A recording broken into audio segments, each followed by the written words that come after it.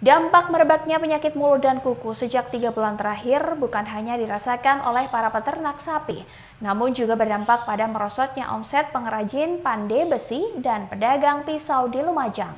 Jika biasanya menjelang Idul Adha menjadi momen banjirnya permintaan pisau sembelih, kini adanya PMK membuat omset turun hingga 60%.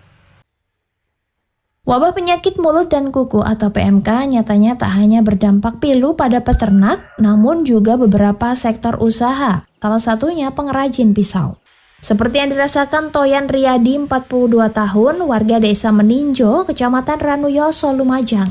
Saat biasanya menjelang Idul Adha menjadi momen banjirnya permintaan pisau sembelih hewan kurban, ini justru omsetnya merosot hingga 60% dibandingkan momen menjelang Idul Adha tahun lalu, atau sebelum adanya penyakit mulut dan kuku. Jika tahun lalu pandai besi ini tiap harinya memproduksi 20 sabit dan 10 golok sembelih, kini hanya memproduksi 4 buah sabit dan golok saja. Bahkan 3 karyawan pandai besi ini harus dirumahkan karena minimnya permintaan pisau. Kalau dulu tuh omset kami per hari itu bisa 20 pisau, sekarang malah 5 cuman. Jadi turunnya itu bukan 10% gitu.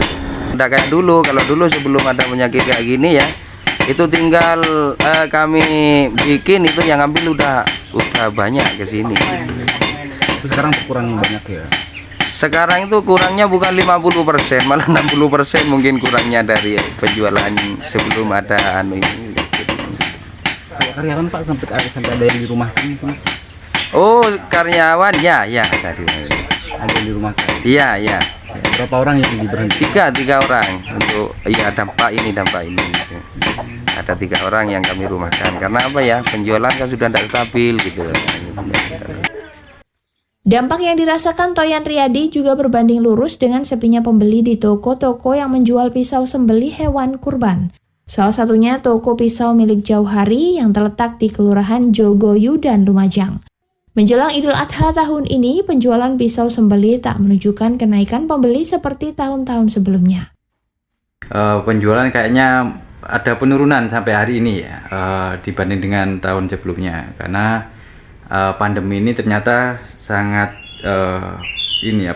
mempengaruhi jumlah masyarakat yang mungkin hari masih was-was untuk berkorban, sehingga kebutuhan untuk membeli atau menambah koleksi pisau sembelih belum ada peningkatan secara signifikan dibanding hari-hari di luar Idul Adha. Sekarang ini akhirnya kita lebih membidik ke pisau-pisau okulasi atau biasa disebut pisau cangkok, setek tanaman dan sebagainya.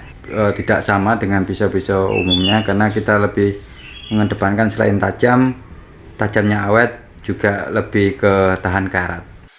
Para pengrajin pandai besi dan pedagang pisau menduga merosotnya omset penjualan ini disebabkan kekhawatiran warga akan minimnya sapi yang dijadikan hewan kurban. Dari Lumajang, Yongki Nugroho, JTV.